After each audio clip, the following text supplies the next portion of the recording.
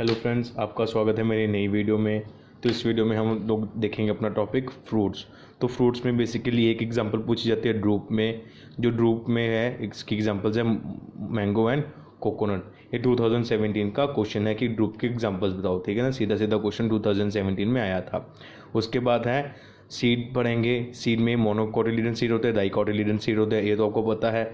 Monocotyledon seed की example क्या है? वीट एंड मेज। डाइकोटिलिडन सीड की एग्जांपल क्या है? Gram and P. ठीक है ना। अभी हम देखेंगे endospermic seed. Endospermic seed basically वो सीड होते हैं जिनमें जो अपना जब हमारा जो दो पोलर न्यूक्लियाई होते थे, जब वो अपना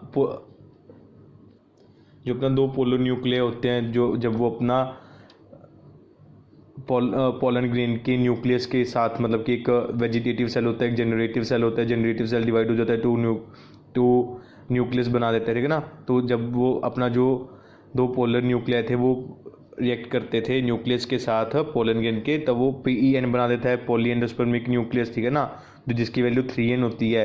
तो एंडोस्पर्म वो होता है। तो एंडोस्पर्मिक सीड हमें बेसिकली मोनोकोटिलिडन प्लांट्स में देखने को मिलते हैं, जो कि है कैस्टर एंड मेज। और ठीक है ना, जो नॉन एंडोस्पर्मिक सीड्स होते हैं वो बेसिकली हमें डाइकोटिलिडन प्लांट्स में देखने के लिए मिलते हैं, जो कि है pea, gram, bean and orchid. और एक याद रखना कि जो ऑर्चिड है वो मोनोकोटिलिडन प्लांट है। ठीक है ना।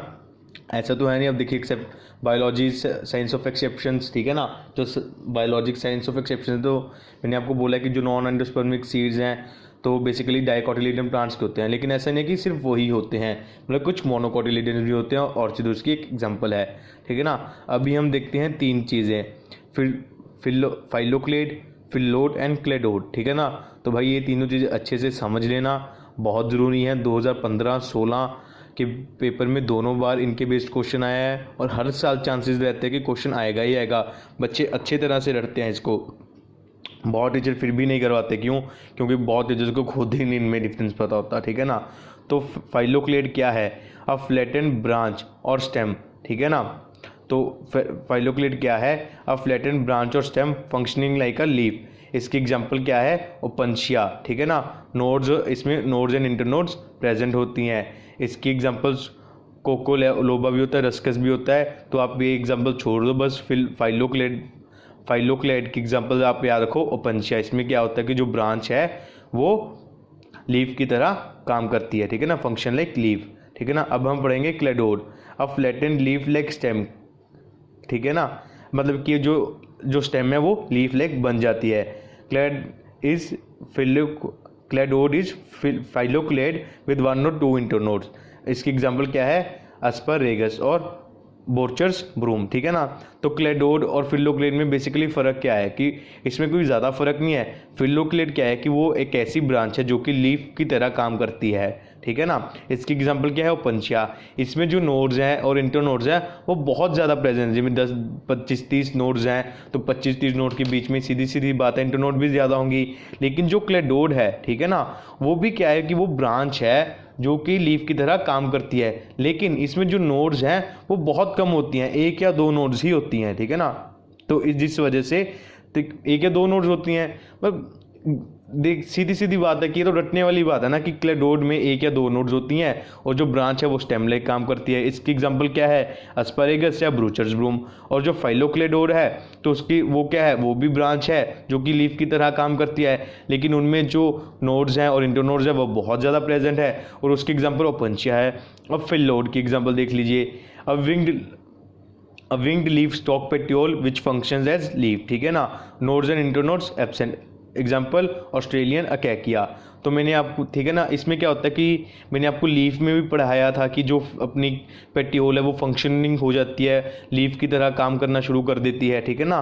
तो फिलोड वही है, जब हमारी जो पेटियोल है वो लीफ की तरह काम करना शुरू कर देगी तो हम उसे फिलोड बोलना शुरू कर देती हैं। ठीक है ना। इसकी एग्जाम्पल क्या है? ऑस्ट्रेलियन अकैकिया। आई होप आपको समझ में आ गया होगा। फाइलोक्लेडोड में क्या एग्जांपल है, ओपनशिया। इसमें क्या है कि जो अपनी ब्रांच है या स्टेम है ये फ्लैटेंड हो जाती है और अपना लीफ की तरह काम करना शुरू कर देती है, ठीक है ना। इसमें जो नोड्स हैं और इंटरनोड्स हैं वो बहुत ज़्यादा प्रेजेंट होते हैं। अब जो क्लेडोड होता है वो भी फाइलोक्लेड जैसा ही होता है, मतलब कि जो अपनी स्टेम है या ब्रांच है मतलब कि वो अपना लीफ की तरह काम करना शुरू कर देती है। इसकी एग्जांपल क्या है, एस्परेगस या ब्रोचर्स ब्रूम। लेकिन इसमें क्या है, फाइलोक्लोरिड और क्लेडोड और क्लेडोड आपस में कैसे डिफरेंट है। जो क्लेडोड है उसमें जो इंटरनोड्स हैं और नोड्स हैं वो बहुत कम प्रेजेंट है, एक या दो ही प्रेजेंट होती हैं। लेकिन जो अपनी फाइलोक्लेडोड है इसमें जो अपनी नोड्स हैं और इंटरनोड्स हैं वो बहुत ज़्यादा प्रेजेंट होती हैं। अभी जो फिलोड है ये तो दोनों से अलग हो गया। इसमें क्या है, इसमें जो अपनी पेटियोल है वो फंक्शनिंग हो जाती है, वो लीफ की तरह काम करना शुरू कर देती है, ठीक है ना।